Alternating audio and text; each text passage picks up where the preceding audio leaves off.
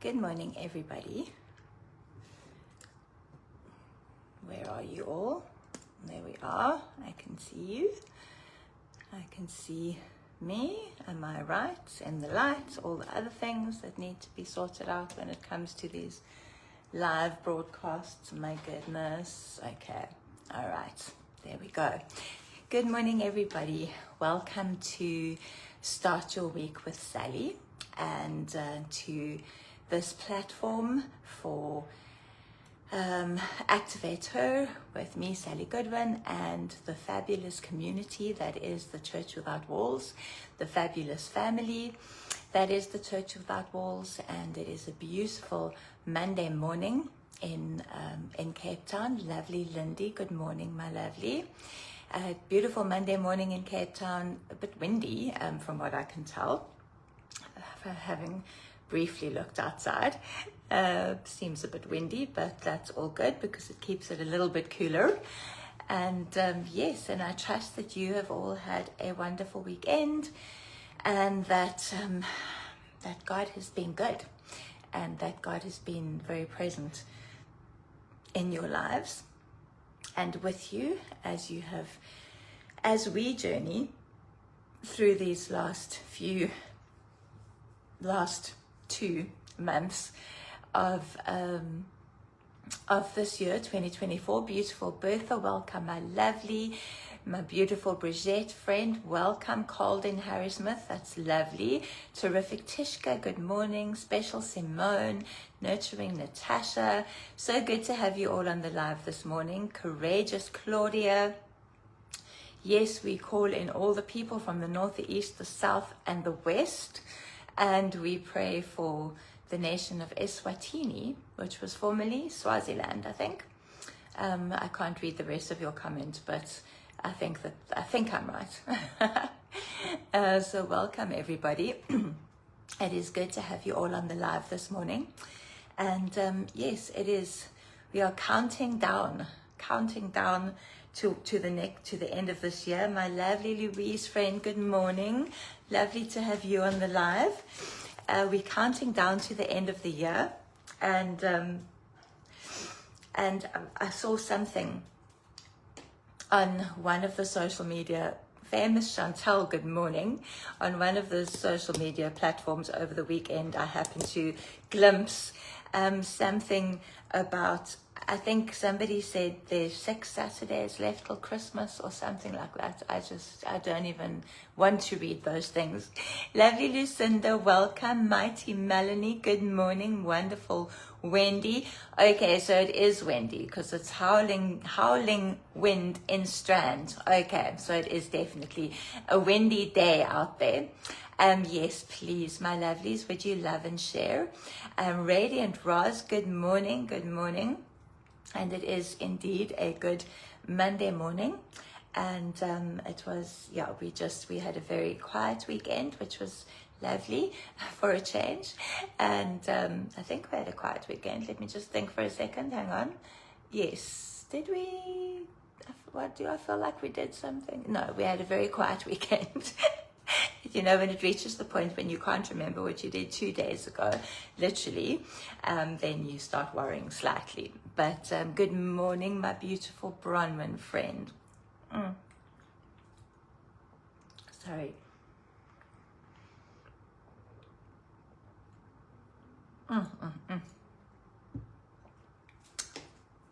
Good morning, delightful Denise. So good to have you on the live. You're so welcome in this space. Significant Sonia, welcome, my lovely. Special Sylvia, welcome. Thank you so much, my friend. And gorgeous Curl, welcome. It's so good to have you here. And yeah, just so good to have you all on the live this morning. And today is the 10th of Cheshvan. Joyful Jolene, good morning. Today is the 10th of Cheshvan, because we're in the month of Cheshvan, as we know. We're in the month of Manasseh. And we are in our good morning radiant renewal way. We are in our second week of November, and I have so many people I need to send diaries to. I really need to send diaries to to the people. So people have ordered diaries. I need to send them out. That's what I'm saying. Mighty Magda, welcome. And so so today is the 11th of November and it is the 10th of Cheshvan. And according to Jewish tradition, the 10th of Cheshvan was the day that Noah and his family and all the animals were finally all in the ark. And then they all went into the ark and God shut them in. And then it took another few days before God, good morning, terrific Tamsin. Good morning, amazing Anisha, before the rain started. So they had been in the ark for a couple of days before the rain actually started. But according to Jewish tradition, today, the 10th of Cheshvan, is the day that they actually all went into the ark. Oh, my lovely Louise, tomorrow, the 11th of Cheshvan, is your birthday, okay, the 12th of November. That's my brother's birthday, it's the 12th of November. Good morning, incredible Alida, welcome, welcome. So if you do have a diary, and if you're still waiting if you've placed your order for your diaries, and you have, and you've, done all the things, then please, they should be coming to you soon. I'm going to be in touch with my beautiful Bronwyn friend and see if she can sort out the delivery of them for me, because it just becomes a logistical nightmare for me. And she has taken up that space, which is amazing for me. And so if you look at activation 2, which is at the bottom of the second week in the journal, in the journaling diary. So if you read the activation, then that is the activation for this week. And activation 2, for those of you who haven't yet got your diaries but want to reflect on activation 2 in the journaling diary, special Sunette, welcome. It says, this week, let us reflect on the woman who broke her alabaster jar of expensive perfume over Jesus, as per Matthew 26, verse 7 and Mark 14, verse 3. Note that one verse tells us that she anointed his head, whilst the other states that she anointed his feet. Why? Both his head and his feet had to be anointed to proclaim him king. She was a kingmaker. She was the kingmaker. As you spend time with Jesus this week, ask him what you need to surrender, what you need to sacrifice, what you need to pour out to declare him king over your life once and for all, and then write that down. Oh, my beautiful Rose, welcome. Yes, you have your diary. Yay. Yes, so today, my special Sylvia, my heart is with you on this 1-year anniversary of your sister's passing. I'm so sorry about that. Thank you, my Bronwyn friend. Thank you, thank you, thank you. Yes, anyway, I have assignments and exams today, and yes, so sometimes the administration of sending off the books and the diaries just becomes a bit much for me, but Bronwyn is just so amazing and has stepped into that space for me. Good morning, my Istana friend. So good to have you on the live. I love you too, Rose, with all my heart. Okay, so this morning God shut Noah and everybody into the ark. According to Jewish tradition, today was the day, the 10th of Cheshvan, and obviously then with the activation in the journal, we're looking at the woman with the alabaster jar. We're looking at surrender and sacrifice. Noah and his Joy Allison, my lovely, welcome. Noah and his family sacrificed. Noah sacrificed his reputation, sacrificed everything that he was about. He sacrificed his dignity, and his wife and his sons and their wives gave the same sacrifice because they were part of his family. They were going to be on the ark with him, but it took him around about 120 years, between 100 to 120 years to build the ark. Different scholars differ on the exact timing, but it was around 120 years to build the ark. And that was a time of sacrifice, commitment, persistence, belief in something that had never previously happened on the earth. Lovely Linda, welcome. It had never rained on the earth before. The water had come up out of the ground to water the plants. So this was, so talking about Noah, talking about the alabaster jar, we're talking about surrender, we're talking about sacrifice, we're talking about people who laid their everything down for Jesus. And I just wanted to reiterate again, Oh my goodness, my lovely, praying for Willow this morning. Lovely Willow, we just plead the blood of Jesus over you in Jesus' mighty name. And we decree and declare, Willow, that everything has to bow its knee to the name of Jesus. And that includes high fevers and temperatures and any kind of sickness or disease. So in Jesus' mighty name, Willow, we release healing over you. We release the blood of the Lamb over you. We release the presence of the Lord over you. And we decree and declare that you will be healed in Jesus' name. You will be healed in Jesus' name. Lovely Willow, we love you. Okay, I wanted to remind you, in the midst of all of this, of a vision that I had whilst we were in Scotland at the GPA conference during the worship. And there is a song that Ali McFarland is still going to release. I think she's releasing it this month. My amazing Amy, I'm so glad that you're awake at this time and you can listen to the live. And we miss you too. We miss you too. We're going to come back next year. Caroline, oh my darling, all my UK friends are here. Not all my UK friends, but two of the most important ones. I miss you, my beautiful friends. And yes, we are, for those of you who are interested in attending the GPA conference in Scotland next year, it is in September from the 5th to the 7th. And so if you can already book tickets, you can get early bird tickets for the conference already online. And, those of us who would go from South Africa, and it's expensive, yes, all of those things. But if we start saving now, then we can save enough and trust the Lord for the finance to attend the conference in September next year. And it would be amazing to have a South African contingent there in Glasgow in September next year. So the tickets are already available for purchase, early bird prices, and the dates are already there, the 5th to the 7th of September. So if you're interested in coming to Glasgow next year, September, then yes, let's do this. Let's show up as South Africans, as Africans. Let's represent the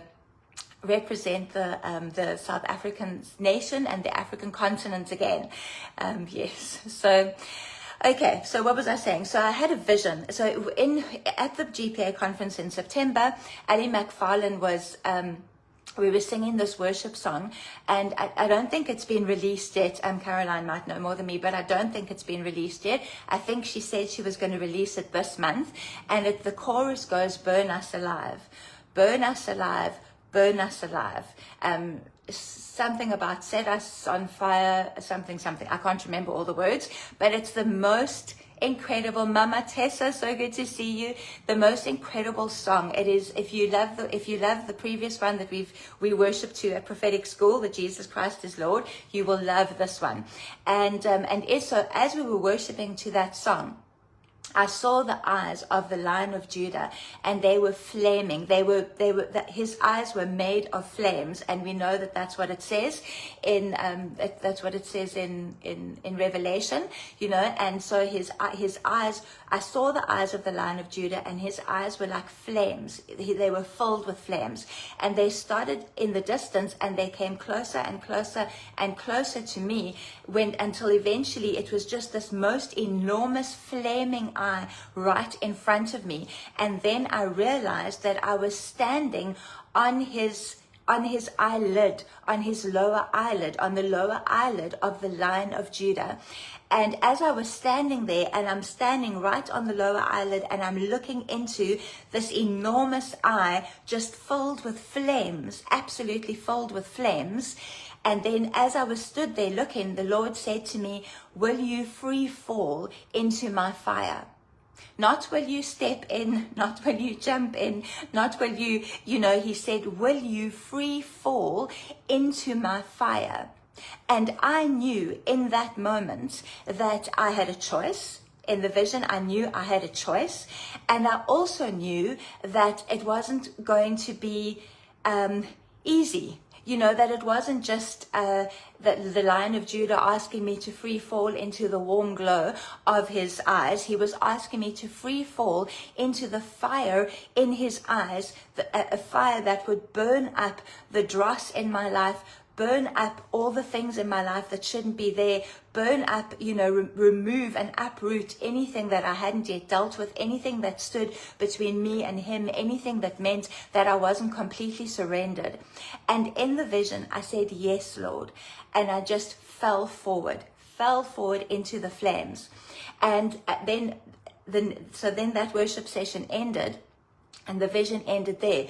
But at the next worship session, the moment worship started, the vision was right before me, exactly as it had been before, right before me. But in this vision now, I'd been into the flames and I was now sitting on his lower eyelid, like swinging my legs, so completely relaxed, completely safe, completely secure in where I was. But in this vision, I was a small girl, like a little girl, in a bright red dress. I remember the small girl in this bright red dress, and with like those kind of, in the olden days, those of you who are younger than me won't remember, but our parents used to dress us in those like white socks with those little black Mary Jane shoes, and so that was what I looked like, a little girl. But as I sat in complete surrender and complete security on his lower eyelid, I actually moved from there. In the vision, I moved from there right into the pupil of his eye. And he said to me, you are the apple of my eye. You are the pupil of my eye. And in the next moment, I was dancing in the flames in the pupil of his eye. But as I danced in those flames, I went from a little girl to a bride, a mature, beautiful bride, fully dressed, fully prepared, fully ready for her king, for her bridegroom, fully surrendered, fully sanctified, fully consecrated, without spot or blemish, just this beautiful bride standing in the pupil of his eye, these most enormous eyes, this beautiful bride standing in the pupil of his eye. It was the most incredible vision, and I can definitely say that upon returning to South Africa, and just some of the things that have happened since we've been back, I have chose to free fall into the fire in those eyes, and I am definitely experiencing that fire and walking through those fires of holiness and fires of purity and fires of intimacy. And I can say unequivocally that it isn't easy, and it is sometimes incredibly difficult, but I wouldn't have it any other way. And so this morning I was just meditating on that vision, because if God gives you a vision or a dream, like Daniel says in the book of Daniel, he looked and he looked again. You don't just, when you receive a dream or a vision like that, you look and you look again. You look and you look again. And as you unpack it, God shows you more things. And so he showed me the little girl turning into the bride. And he also showed me that the pupil of his eye was the earth. So the earth actually became the pupil of his eye, and the bride was dancing in the flames in front of this earth. And so it was just the most incredible vision. It inspires such fear of the Lord in me, you won't actually believe it.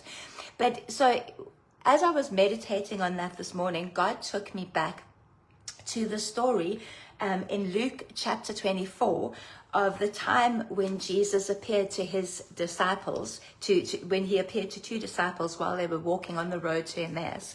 And the road to Emmaus is a story that we all know very well, and it is, it's a story that we have all read over and over again. But I think that there's some things about the story of the road to Emmaus that we possibly don't necessarily realize. So we're looking at Luke chapter 24, verse 13, and it says there, "And behold, that very day, 2 of the disciples were going to a village called Emmaus, which is about 7 miles from Jerusalem." Now, I'm sure if you've been following me for any length of time, if you've been paying any attention to my teachings for any length of time, you will know how I always say that Jesus is very intentional. He's intentional about where he encounters people. He's intentional about how he encounters people. And he's intentional about the land and the space that people occupy when he encounters them. And so, and biblical scholars, theologians, they always say, pay attention to the names of places that are mentioned in the Bible, because you find not place names aren't always mentioned. Things are said about this person going there or that person going there or Jesus doing this, and it doesn't always give a definite place name or a definite space that it happened, And when the authors of the Gospels, Matthew, Mark, Luke, and John, when they mention in the name of a town, it's because the name of that town carries significance. Because Luke could have just said there were two disciples walking along a road. He could have just said they were walking along the road about 7 miles outside of Jerusalem. He doesn't have to mention Emmaus because, especially today in today's culture and in our very Western mindset, it doesn't mean anything to us. But Emmaus is actually a very significant space. Why? Emmaus is known for the Battle of Emmaus. The Battle of Emmaus. So about 150 years earlier, we had the Greek dynasty they had at one point lived, they had conquered the Israelites, conquered the Jewish people, but they had pretty much for quite a while lived in peace with them and allowed them to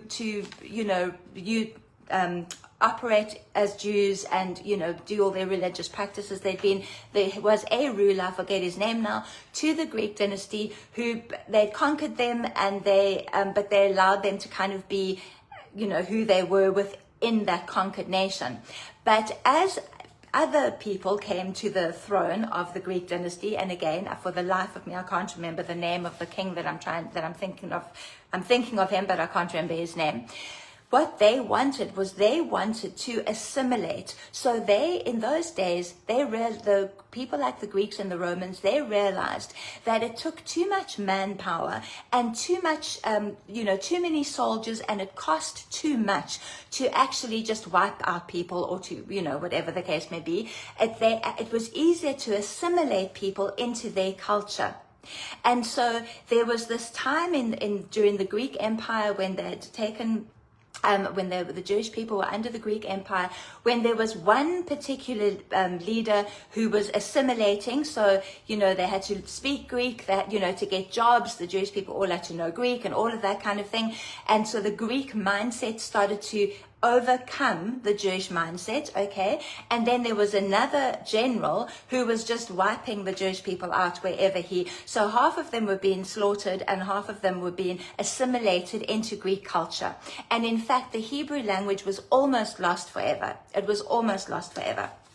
And that was why they had these scribes put the Hebrews language into Greek, because they were worried that nobody would be able to speak Hebrew anymore and they would have to read the Greek, and that's how we get the Septuagint or the Greek translation of the Torah, because of the concern that Hebrew would actually just die off on the earth because the Jews would just not even know who they were anymore. But then here comes Judas Maccabee. And Judas Maccabee, you will have heard me tell the story of the oil and Chanukah and all of that. We're not going to go into that now. But 150 years earlier, Judas Maccabee fought the Battle of Emmaus, and he was victorious.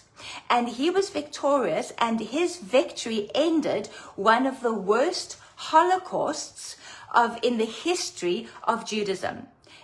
Judas Maccabee's victory over the Greeks at the Battle of Emmaus 150 years earlier ended one of the worst holocausts in Jewish history, one of the worst genocides of the Jewish people. That victory ended that, and Judah was independent. Judah became independent for the first time since Babylon. For the first time since the Babylonians had taken them into exile, Judah became independent.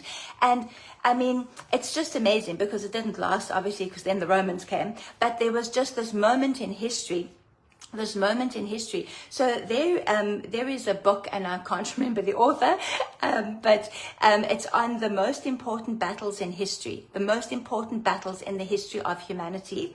And the 20th most influential battle of history is the Battle of Emmaus. In significant battles in history, the Battle of Emmaus is seen as the 20th most important battle in history because it prevented the genocide of the Jewish people and ensured that Judaism survived. The Battle of Emmaus, the 20th most important battle in the history of mankind.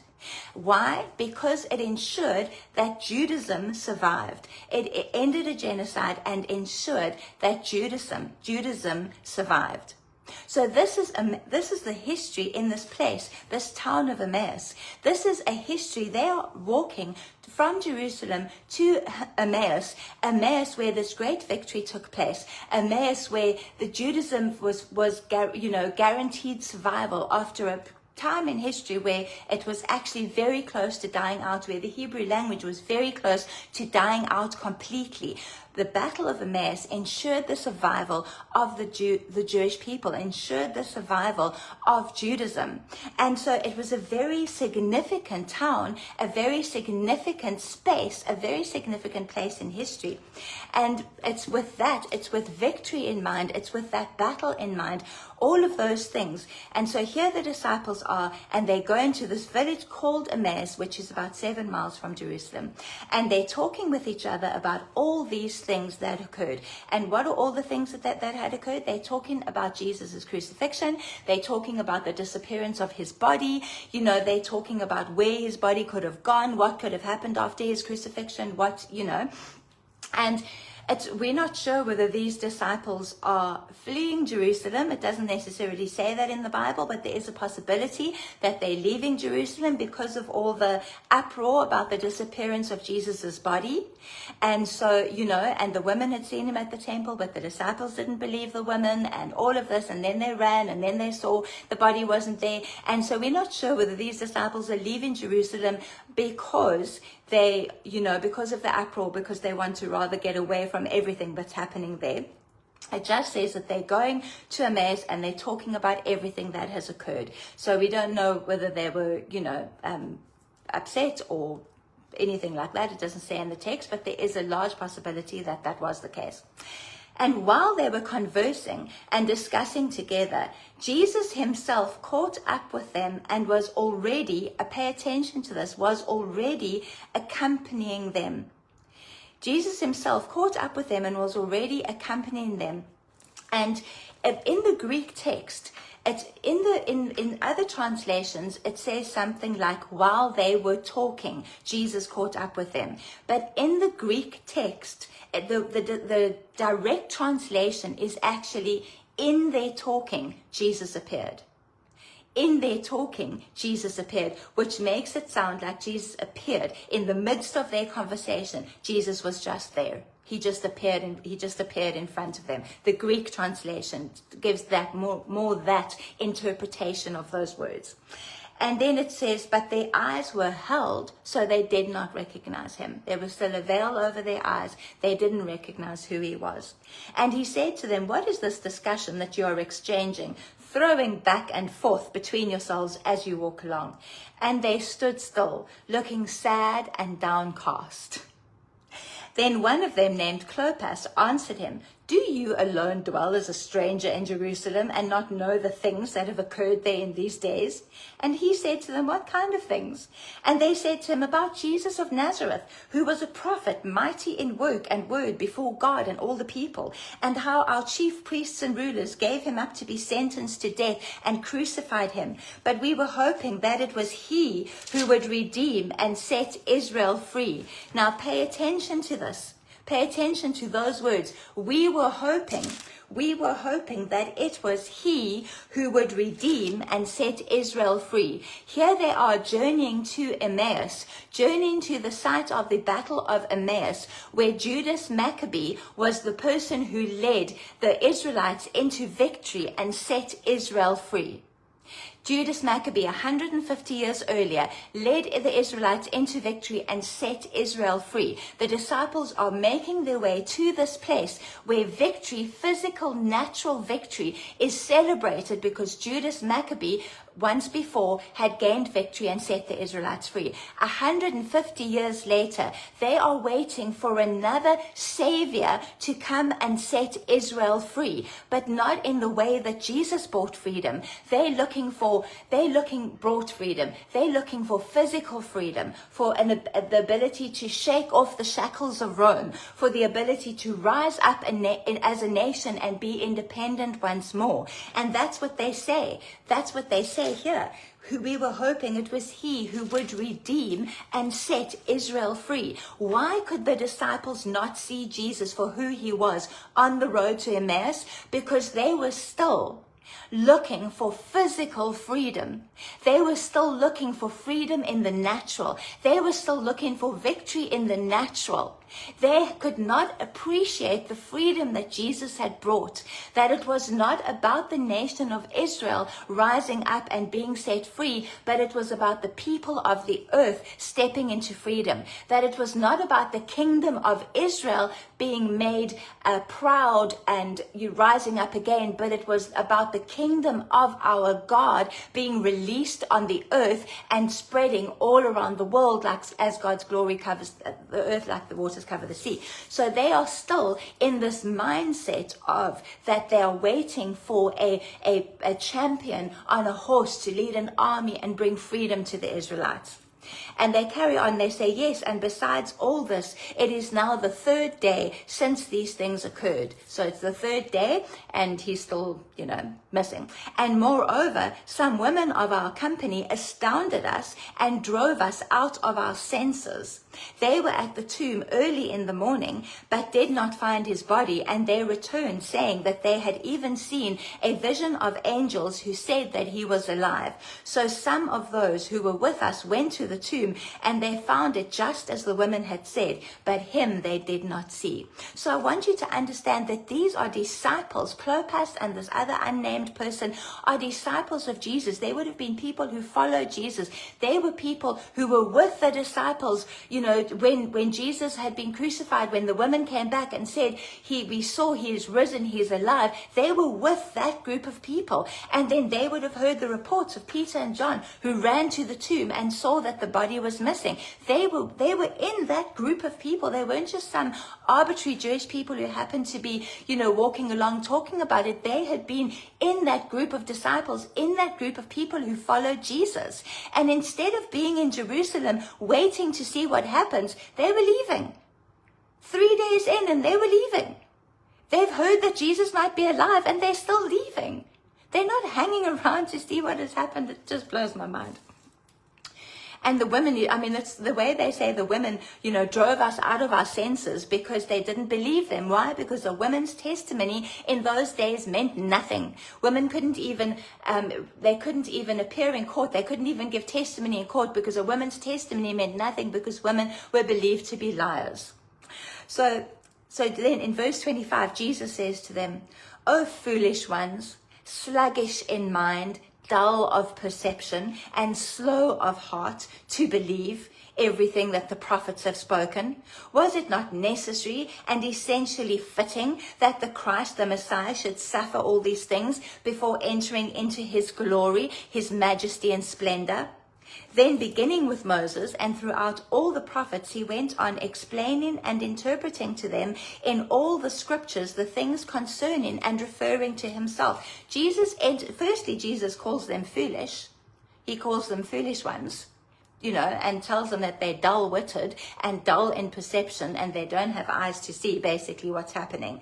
Then he goes and he teaches them from when Moses came to all the way through the books of the prophets, the whole way that they're walking to Emmaus. He is teaching them about everything that it said in the Torah, everything that it said in the Old Testament that related to him coming, that related to his coming and to him being crucified on the cross. And through all of this, they still are clueless. Then they drew near the village, they draw near to Emmaus, to which they were going, and he acted as if he was going to go further. But they urged and insisted, saying to him, "Remain with us, for it is toward evening, and the day is now far spent." So he went in to stay with them.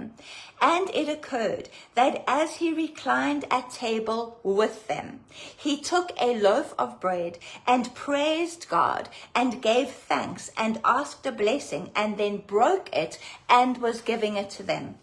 And when their eyes were instantly opened, and they clearly recognized him, and he vanished, departed invisibly, is what the Amplified says. So here he has appeared in their talking. The Greek text gives us this idea that he appeared the same way he disappeared. And somehow that didn't really strike them as strange. I don't know. He appears in their talking. He calls them foolish. He tells them they're dull-witted and slow to perceive. They don't seem to get offended by that. He then explains the whole Torah to them, teaches them all about the word of the Lord, all about Moses, all about the prophets, to explain how it reached this point when Jesus died and was crucified. They still don't get it.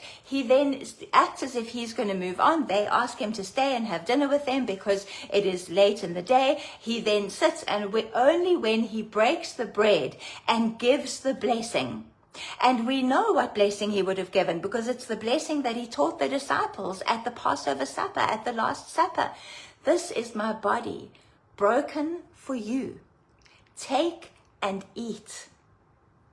This is my blood spilt for you. Take and drink."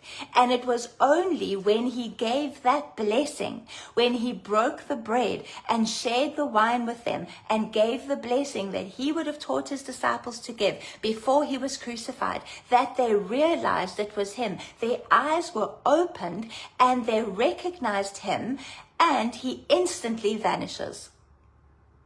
So he doesn't wait around.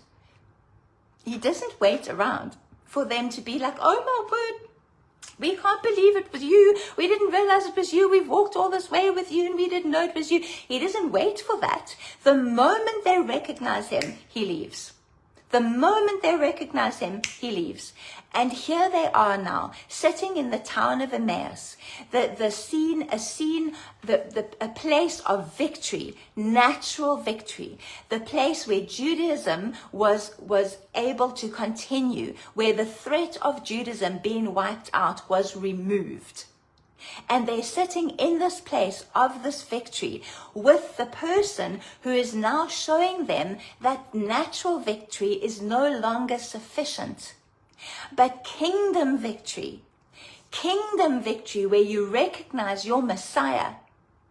When you recognize, and remember that breaking bread was covenant in those days. When you broke bread together, you were stepping into covenant with the people that you broke bread with. We don't take the breaking of the bread and the taking of the wine nearly as seriously as we should. It's not supposed to be a religious ritual. It's supposed to be a breaking of bread and a taking of wine that indicates that we are covenanting together, that we are knitting our hearts together, that we are joining spirits together, that we believe in the price that Jesus paid, and that we believe in victory in the spiritual, in the increase of God's kingdom, rather than in the increase of any earthly kingdom. So here they sit in this space where natural victory had ensured the continuance of the Jewish line, of the Jewish traditions, of the Jewish people. And now they have somebody who sits with them and says, "That was then, this is now. Now we're stepping into the kingdom age. Now we're stepping into the new thing here that God is doing." We're not looking back to what was then. We're not looking back to that natural victory by Judas Maccabee. Jesus was saying to them, I am not a person who is going to bring natural victory like Judas Maccabee. I am the Son of God. I am God. I am bringing spiritual victory. I am bringing freedom in the spirit. I am bringing a liberation that no natural victory could ever buy for you. I am bringing true freedom. And then he vanishes. And then they said, so listen to this.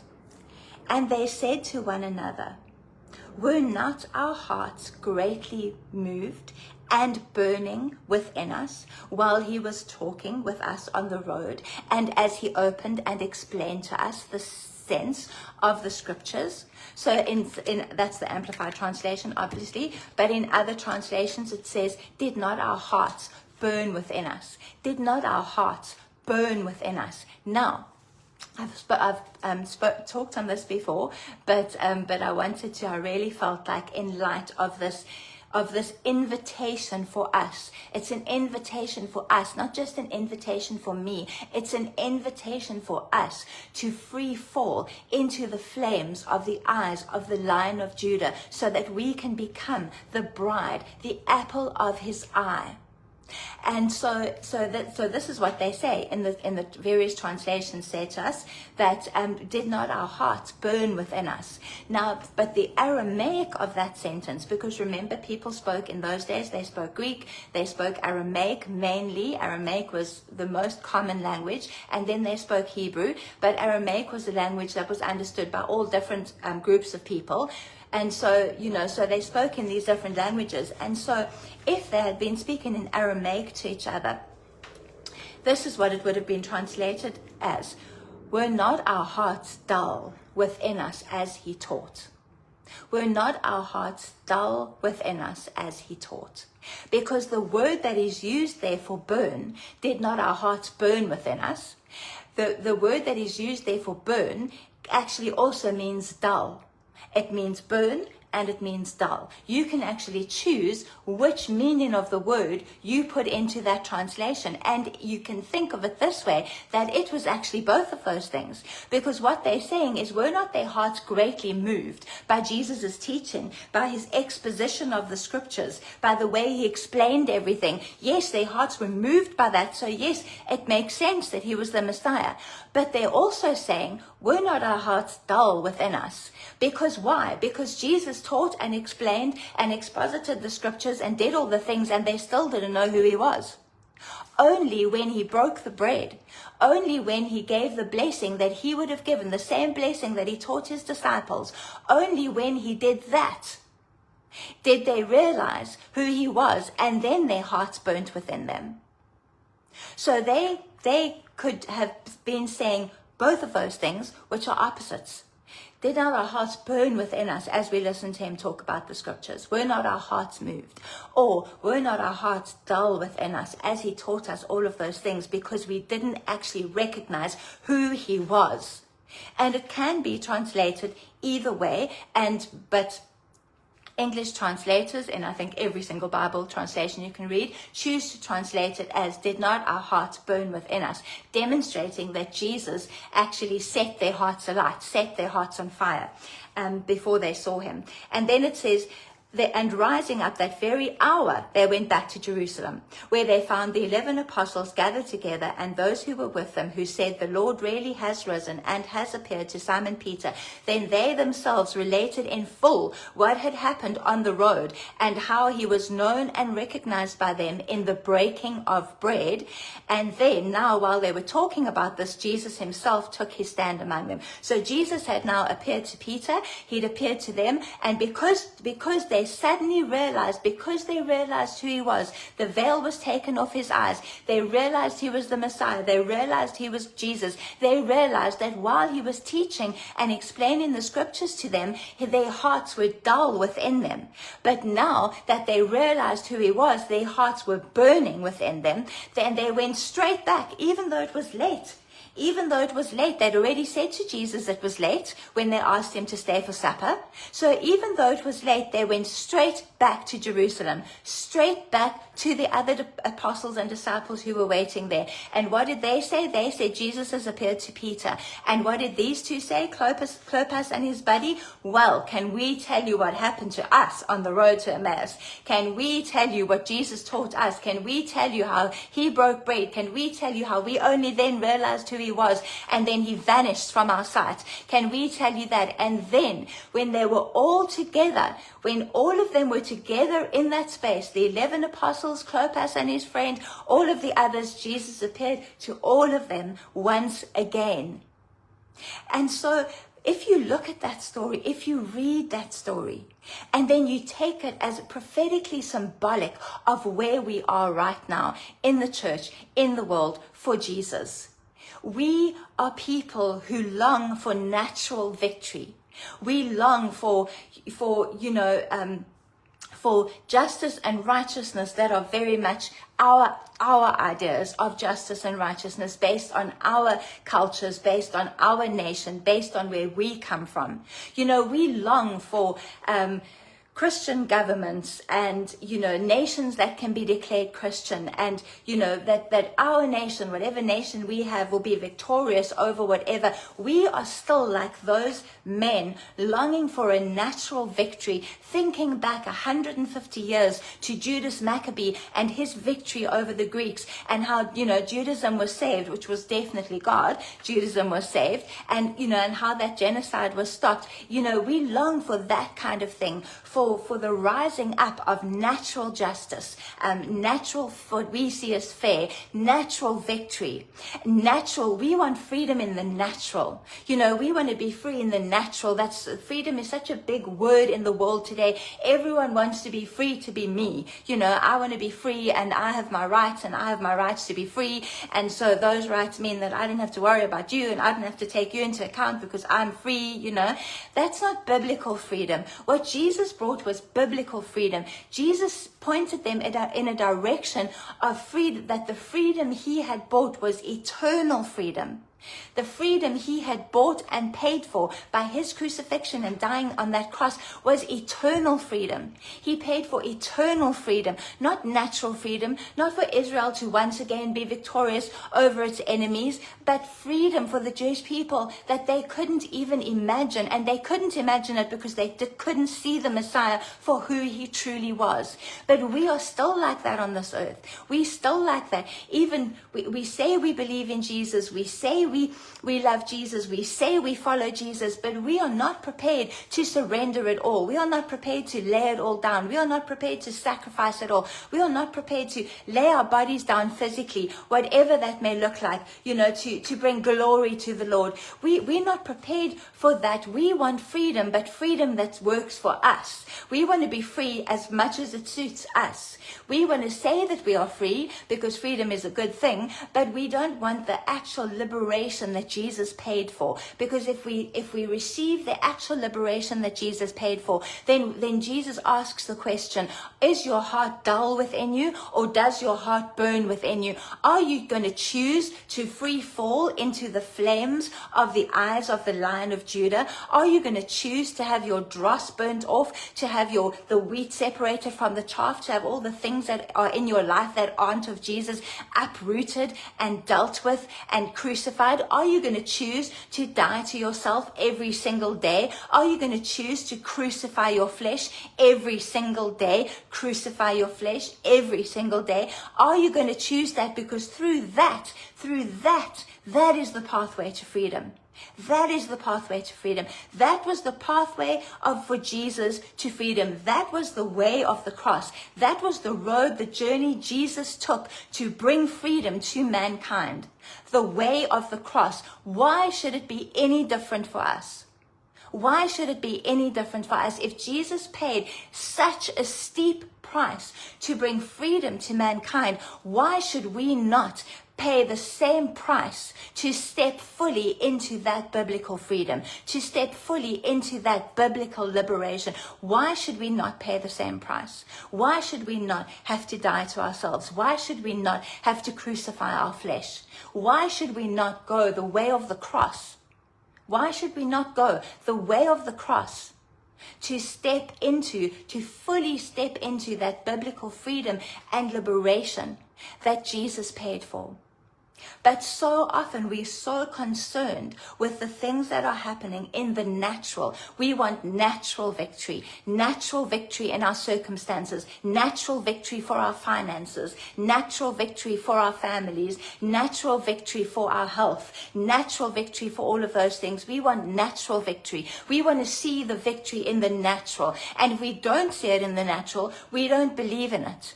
If we don't see it in the natural, we think Jesus isn't working. If we don't see it in the natural, we think God isn't moving. If we don't see it in the natural, our faith drops and our belief in Jesus drops, and we move away from him because we're not seeing what we want to see in the natural. Noah built that boat for 120 years. He built that ark for 120 years.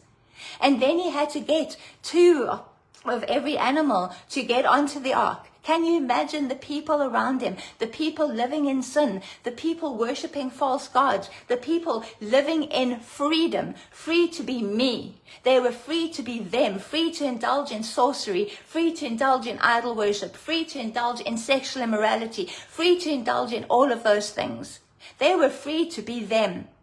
And in the meantime, Noah lost all of his reputation, all of his dignity, surrendered everything to build an ark for 120 years in a place where rain had never fell. And he prophesied to the people and he told them over and over again, rain is going to fall, rain is going to fall. And they mocked him and they scoffed at him until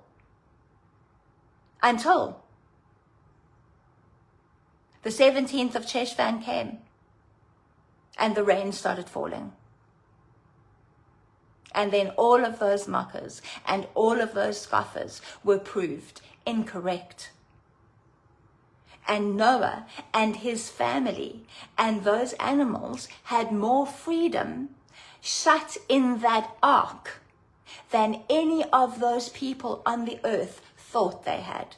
Noah and his family had more freedom shut in that ark by God than anybody else on the earth had or thought they had, because they thought they were free, but they were not free. They thought they were free, but they were not free. And the enemy will always bring a counterfeit of freedom. A counterfeit of freedom that we settle for instead of biblical freedom, instead of biblical liberation, instead of the liberation that Jesus paid for. And we have a choice now, people. We have a choice, each and every person who says they love Jesus on this earth. We have a choice. Are we going to free fall into the flames of the eyes of the Lion of Judah? Are we going to allow ourselves to walk through the fire and be refined like never before? Or are we going to still focus on our natural freedom and trust for things in the natural to change, the same way as the Israelites trusted for things in the natural to change? And when Jesus didn't change anything in the natural, they didn't believe he was the Messiah. They didn't believe he was right in front of their faces, and they didn't believe he was the Messiah. He was right in front of their faces. And the month of Cheshvan is the month of the Messiah, the month of Manasseh, the month of the Messiah. Don't miss him. When he comes to you and he says to you, if you want to step into true freedom, walk the way of the cross. If you want to step into true freedom, die to yourself every day. If you want to step into true freedom, crucify your flesh. Don't ignore him. Don't ignore him. Don't be like those two disciples on the road to Emmaus, so focused on natural victory that they couldn't see the spiritual victory that had already happened, the spiritual war that had been won by the crucifixion of the King, who then rose again. Don't be blinded by natural freedom and still be in spiritual bondage.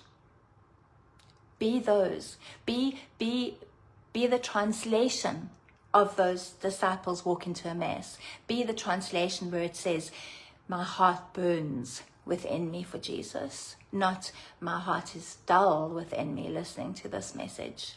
We get to choose whether our heart burns for Jesus or whether it's dull. And the only way your heart burns for Jesus is if you step into the flames of his refining fire. So I know that's a lot for a Monday morning, but we have the week to reflect on the woman who broke the alabaster jar and surrendered everything to him, on Noah who surrendered everything to him. And we get to choose, are we those who want to walk in biblical freedom? Bless you. I just release an impartation of biblical freedom over you in the name of Jesus Christ. And I decree and declare that we, you and me, this community, this Church Without Walls community, that we will be those whose hearts burn within them, that we will be those who are unafraid to go the way of the cross. In Jesus' mighty name, amen. Bless you all.